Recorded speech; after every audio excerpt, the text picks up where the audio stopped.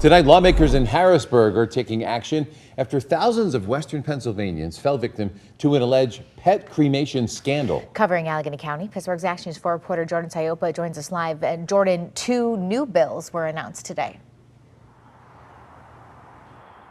Yeah, Kristen, Mike, and lawmakers are calling this effort a dignity in death. That pair of bills in the House and Senate will establish new standards and enforcement mechanisms to hold pet cremation providers accountable and hopefully restore pet owners' trust.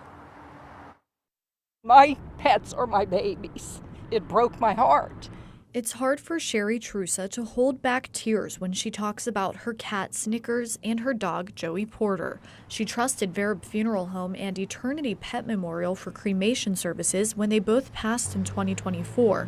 But it's since come to light owner Patrick Verib allegedly disposed many of the pets in a landfill and gave owners the wrong ashes. It was very difficult for a few weeks to sleep, and when I'd wake up, that would be the first thing I'd think about. You know, I just kept thinking of them just laying in a landfill. While Verib was charged in April, lawmakers say the investigation identified a gap in Pennsylvania law when it comes to the pet cremation industry.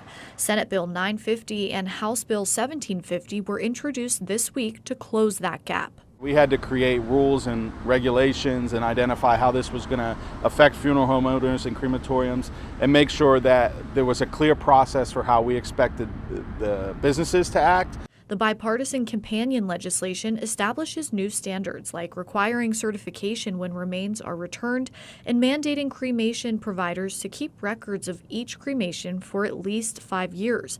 There's an enforcement component too, which grants the Attorney General the authority to issue fines up to $2,500. Violators could also have their license revoked. I personally don't feel that there's any punishment that could fit the crime at this point for how many people's hearts he's broke and how much trust is broken.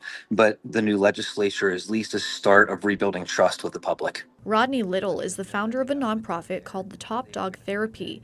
He is planning an event in August dedicated to remembering all of the pets impacted by the scandal, including his own dog, Rocco. Other pet owners like Trusa are doing their best to move forward, but part of that means getting justice for their 4-legged family members. I think he should do jail time and not just probation. I think he should go to jail. Now, that memorial event is taking place August 23rd, and it's from 3 to 6 p.m. at St. Clair Park in Greensburg. Covering Allegheny County, I'm Jordan Sayopa, Pittsburgh's Action News 4.